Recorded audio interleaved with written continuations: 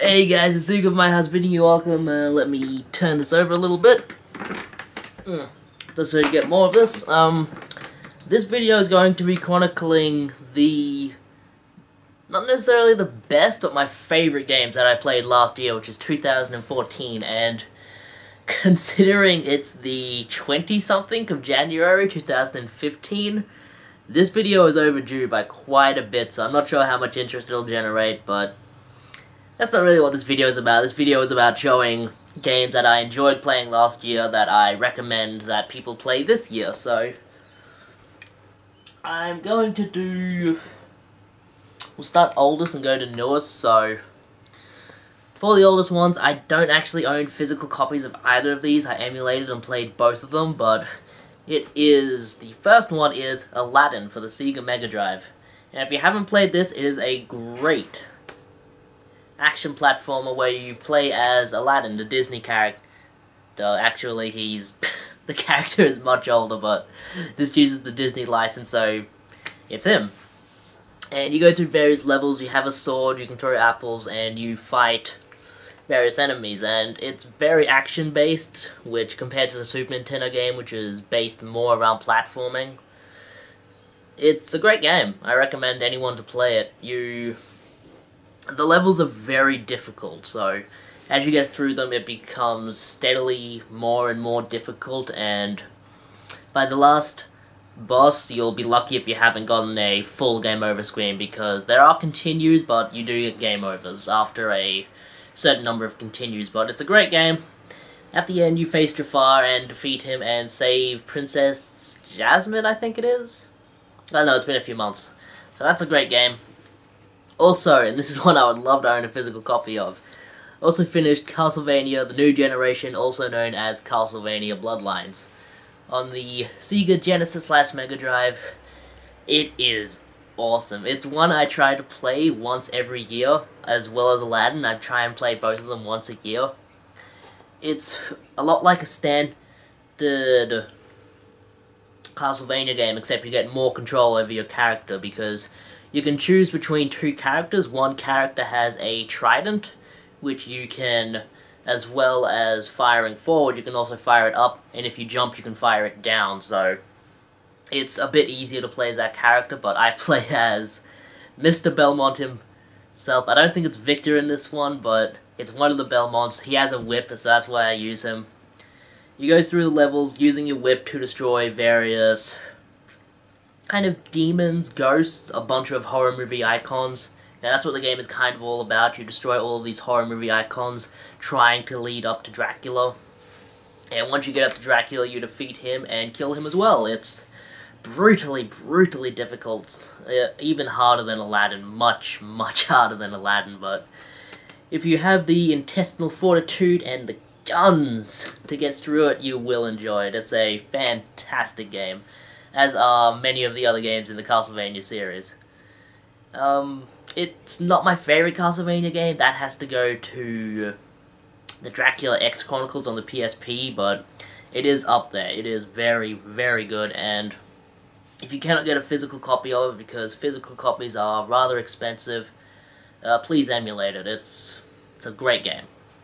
Now, we start getting to games that I actually have physical copies of, what's the point going through this if I can't hold something up? That's what I'm known for, and a lot of people might think this is a little strange, because this, as well as the other games on the system, are the only Legend of Zelda games I have ever finished, and the only ones I actually enjoy, and don't look too far into that. I just do not enjoy the other Legend of Zelda games, cannot get into them at all, and I've played them all, so we have Link, the Faces of Evil on the Philips CDI.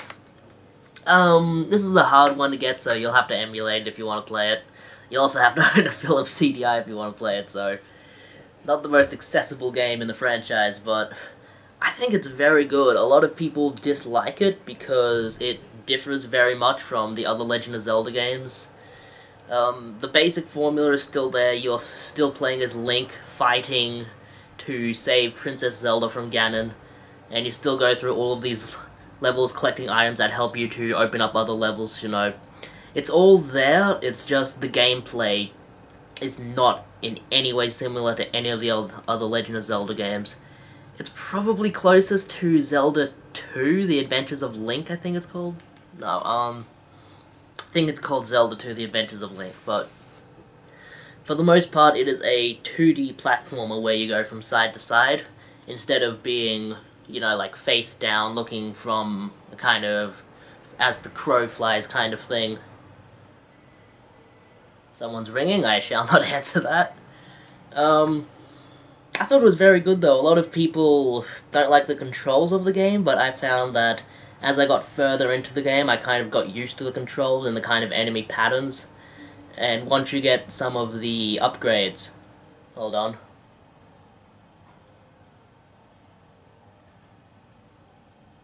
Yeah, not for me.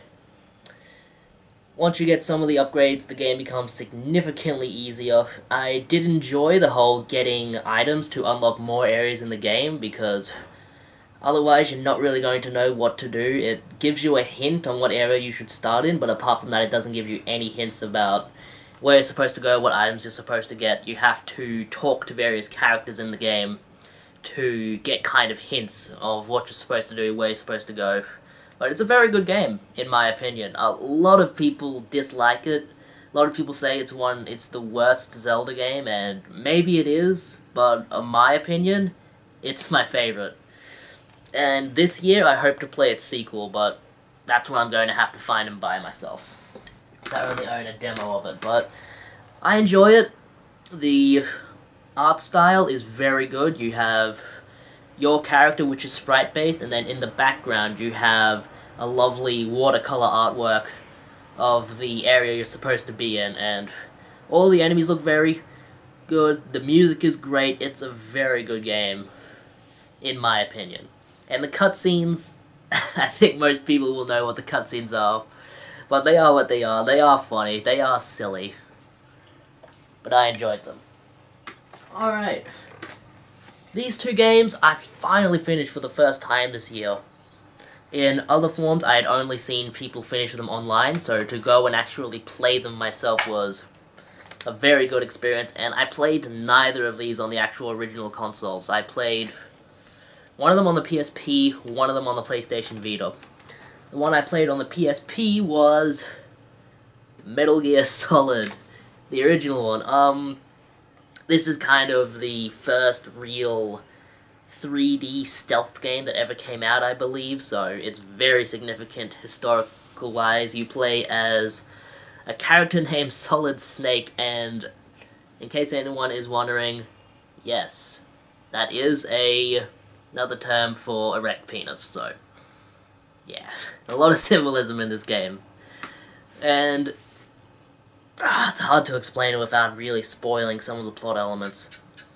You get sent to this military base where you're tasked with taking out a giant machine known as Metal Gear, which is capable of launching nukes from any position across the globe. So obviously you have to take it out, and you go through, you meet various characters. The boss fights are really what makes this game. There are a lot of very interesting bosses that you fight. All of them have a specific way you're supposed to take them out. Like, damn, I can't mention any of the specific bosses because I'll ruin part of it, so just know that this is a very good game.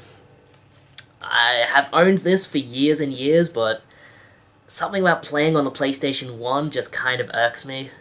I'd much rather play a game like this on a handheld where I can do the trial and error of stealth gameplay just wherever I am, and I believe I finished this game while riding on a bus, so that's always cool. And there are a lot of twists and turns in the game. It's a great game.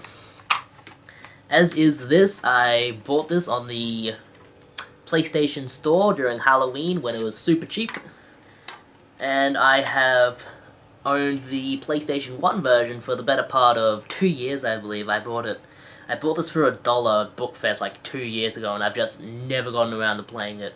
And it's unfortunate because it's part of one of my my favorite franchise of all time, something I only got into last year and the year before, I believe, and I just thought they were fantastic games. And it is the First, Silent Hill. I've finished every other Silent Hill game with the exception of Silent Hill 4, so Silent Hill 4 is one I do want to complete this year sometime. I hear it's not the best, but I enjoyed all of the rest of them, so I'm sure I'll enjoy it. And for anyone who doesn't know the synopsis of this game, you are Harry Mason, and you're traveling to a town called Silent Hill to do something I don't remember. You get into a car crash, and the person you are riding in the car with, who is your daughter, she runs off, and you are tasked with tracking her down and finding her and saving her. And I feel like I can spoil a little bit of this because it's such a well-known franchise and people will know, but the town of Silent Hill is completely deserted except for a bunch of monsters and demons that try and hinder your progress, and a lot of the gameplay revolves around, it's kind of two sections. It's the first section sees you running around in the town, though not in any buildings or anything, just running around the town in the various streets trying to find where you're supposed to go by using various vague hints. And the second part has you traversing through various buildings trying to solve all of the puzzles within the buildings to get to the boss fight within the building. Just like Metal Gear Solid, a lot of interesting characters in this. There's a nurse character in this named Lisa, and she is the one that really cemented this as my... I can't say it's my favorite game in the Silent Hill series. I think that still has to go to number 2, but the best character in this is Lisa. She is just fantastic. If you haven't played the Silent Hill franchise and you're a fan of horror games like Resident Evil or Alone in the Dark, definitely check it out. It is one that is very much worth your time. And I believe I finished playing that actually just sitting on my bed, just playing it, so... how much time do I have left on my camera? 39 minutes. I'm going to take a bathroom break, and then I'm going to return to finish this. I've talked about 5 different games. I have 1, 2, 3, 4, 5, 6, 7 games to go, so I'd say we're about halfway through this because various games are going to take shorter than others, so I'll be back. It's intermission. Rise and stretch time. Time to refresh yourself and visit our snack bar. Got a yen for hot popcorn? Your favorite soft drinks are sparkling cold. The juicy Frank sizzling hot. There's delicious coffee, freshly brewed, and all kinds of ice cream and candy to tempt you. Showtime will be announced loud and clear to get you back to your car in time. So stretch your legs. Come to the snack bar now. Alright, I'm back. Had a bathroom break, a little intermission, had to get myself a glass of water. The non-stop talking kind of gets to you, and you always see, like, comedians on stage or talkers, and they always have a glass of water beside them. That's what this is like, so let's get on to the next one.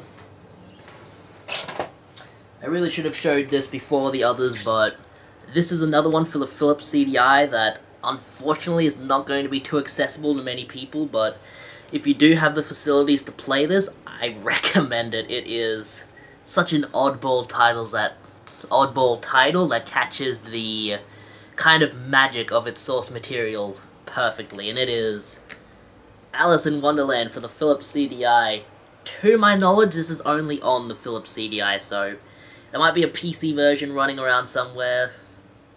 I'm not sure, but this is an adventure game, much in the style of a Space Quest or a King's Quest, where you roam around a short level, talking to various characters and figuring out various puzzles that help you traverse through the game. And what's interesting about this is that it starts you off with a kind of 2D perspective, but as you talk to people, you get that kind of perspective. You get a lot of kind of claymation kind of animation in the characters, and as you ask them questions, they respond, and they respond to everything you can ask and it's all actually voice acted, so it's very interesting.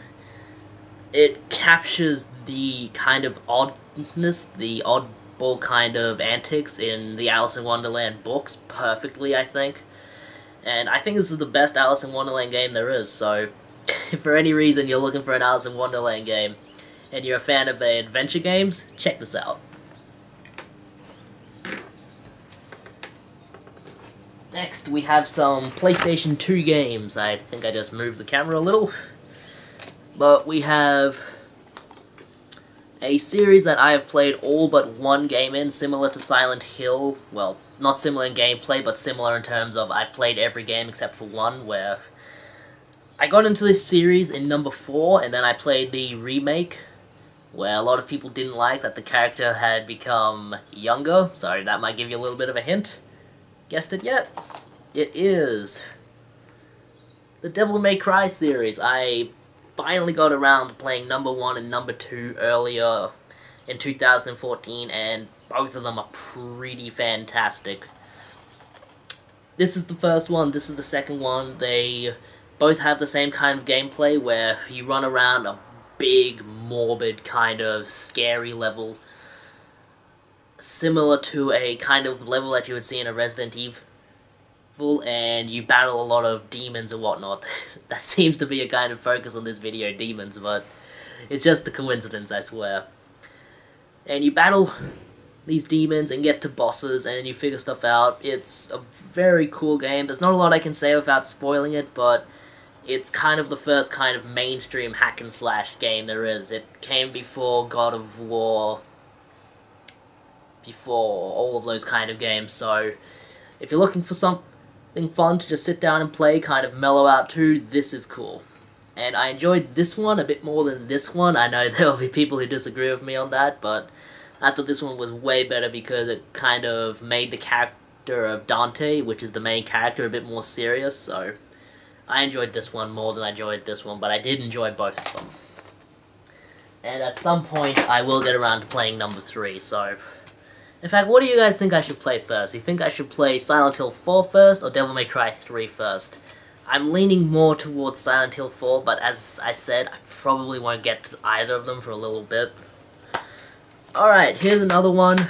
I'm honestly not sure if I'm not sure if I showed this last year as well, but I'm just not sure, but it is. If I did, I'm sorry, it is BCV, Battle Construction Vehicles, and this is just an oddball title. It is a fighting game, a 3-dimensional fighting game similar to Power Stone, really, where you play as heavy machinery. So you can be a crane, you can be a bulldozer, you can be a steamroller. It's all very interesting. It's all tied together in this completely insane story where you play as a small construction company trying to stick it to the man by getting construction jobs that the big companies can't get, and the big company tries to crack down on you. It's it's so funny, I swear to God. Like, I'm not a big fan of anime, but every anime stereotype I've ever known is in this, so it's just super funny. And it's really worth your time. It'll take you like 2 hours to beat. It costs like $5 online with free shipping. That's how I got mine. And it's part of my Midas collection, so if anybody doesn't know, I'm trying to collect all the games put out by the company Midas. This is one worth owning. It is fantastic. Alright. Another kind of bad game that has a bunch of stereotypes in it, but I really enjoyed. It is one that was on my Nintendo Wii list, and the only Nintendo Wii game in this video. Escape from Bug Island. I really enjoyed this. You play as a kind of nerdy, wimpy character going through this big island that's infested with giant bugs. You go there because a chick that you're interested in getting it on with... What am I thinking? You go there because this chick that you're interested in getting it on with is going there, so you accompany her, and your best friend accompanies you as well, and you're there to study these giant bugs, which are supposed to be completely harmless. And what happens is, your best friend hooks up with the chick you're interested in, and you go off to save them both. It's very interesting. You run around these big open levels searching for items and killing bugs, and there are a lot of different kind of bugs, and it's not all bugs, there's a giant gorilla as well, which is kind of interesting. There are also snakes and whatnot. It's It's just a very strange, odd game. And you go through these levels, kind of destroying the bugs. You find all of these kind of text logs of these people who were there before who started getting killed off, and you meet all these other characters. It's very strange.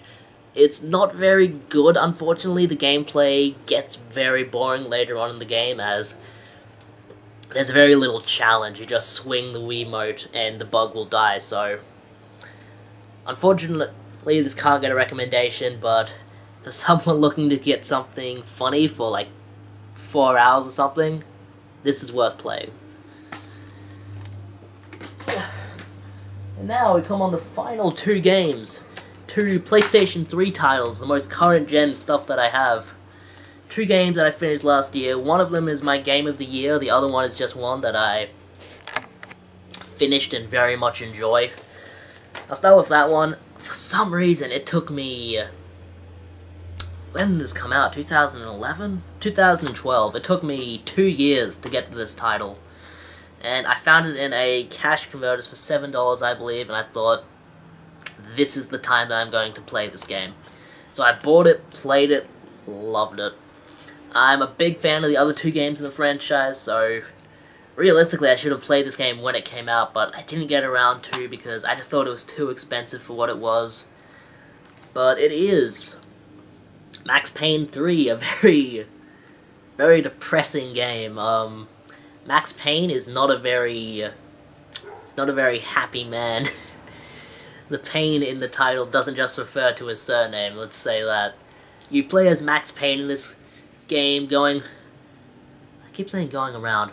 You play as Max Payne and you are hired by this rich Brazilian family to protect their son, daughter, and various other members. I can't explain too much about it without getting into spoiler territory, but you're hired to do that, things happen, and you have to do stuff to fix things, but the main thing you'll stay for this is I'd say the gameplay as well as the story. The gameplay is so solid. It's a third-person shooter where your main focus is to take down hundreds and hundreds of enemies as this one kind of super badass macho man. You can do jumps and whatnot, like you'll jump to the side and then it'll go to slow motion and you can shoot your enemies. You can also, I think they call it bullet time? I don't remember, but you can slow down the passage of time so that you can get a better shot at the enemy. I mean, it's super fun to like kind of see all of the combinations that you can take them out in. And the story's very interesting as well. It deals with stuff like the Mexican drug cartel. Can't explain too much without spoiling it, unfortunately, but all of that is revealed fairly on in the game. You're hired to protect this family, and unfortunately you cannot protect them. Someone kidnaps them, then you have to go out and save them, so it's very interesting. I recommend it. Give it a try. If you're a fan of the other Max Payne games, or of third-person shooters in general, I think you'll enjoy it. Oops. It's made by Rockstar Games, so they usually... I can't think of a single Rockstar game that I don't like, so... Even Oni on the PlayStation 2, even I enjoy that. Alright, now we get to my game of the year. This is the best horror game I've played in a long, long time. One that, if you're a fan of horror games, you really owe it to yourself to play this. It is Alien Isolation. The gist of this game is that you are the, I think, daughter of Ripley from the first movie, and you get tasked with going to the spaceship that has not been heard from for a long time and seeing what's going on there. And once you get to the ship, you find that it's just completely in ruins. Like, the entire civilization within the ship is just gone to hell. People are attacking each other, people are too scared to come out and talk to you, and there's this unknown force kind of roaming around, taking people out. And as you get through the game, you find out, and this isn't spoilers at all, you find out that it is the alien. I mean, it's got alien in the title, what would you expect? You find out that it is the alien, and what makes this interesting is that many of the enemies are just straight up unkillable.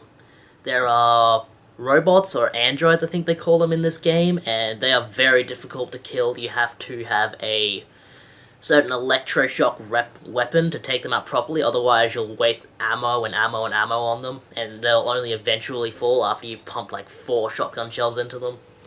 You also have a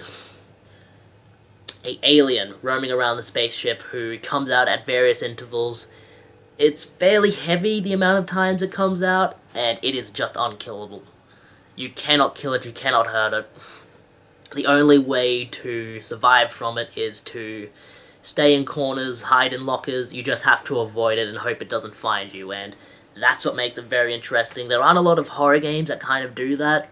Like, even in psychological horror games, they do give you ways to defend yourself against the main enemy, but against the alien, you're just completely defenseless. If it finds out where you are, it will make a beeline for you, and it will get you. It is much faster than you, and this all makes it very fun. A lot of people complain about this game, saying it's a little bit too long, and I'm not sure if I agree with them. I mean, after you do take out the first alien, a lot of people say, well, it should have ended there, and it doesn't. Like, it continues onwards to reveal that there are more aliens, so spoilers, sorry. I mean, it's an alien game. I think if you're getting into an alien game, you're going to know what's going to happen anyway, so I don't feel like it's spoilers. But from there, a lot of people said it should have ended. They say that the saving system isn't too great, because to save your game you need to find a saving terminal. And there are various saving terminals throughout each level that you can save your game at. And a lot of people said that you should be able to save your game whenever you want, and I kind of don't agree with that. I think it's very suspenseful, knowing that you've gotten so far in a game without saving, because you can't locate a save terminal, and then an alien pops out and you're like, oh, I don't want to lose all of this. I don't want to lose all of this progress that I've made through the game. I'd have to go through everything again, so that makes it very kind of suspenseful. It's a very stressful game. It is a horror game, definitely. Like, there aren't any really scary moments in it, but it's very stressful. Like, when the alien's lurking about, you do feel a kind of dreadful feeling that, man, this thing could get me and I'll lose some progress, so. Very good game. My game of the year for 2014. Check it out if you like horror games, or if you're interested in an alien game. And that's everything. That is everything I have to show you. That is my favorite games that I played during 2014. Hopefully I'll have another good one for the end of this year, 2015. I have already played and finished a few games. I played and finished Amnesia: The Dark Descent, Scooby-Doo and the Cyber Chase, and Resident Evil Dead Aim. So I've already finished 3 games this year. And I'll talk a little bit more about those in the next pickup video, so this is Steve of my house bidding you farewell. I hope you all have a great 2015. I hope you have some good times, play some good games, eat some good food. Peace out, everyone.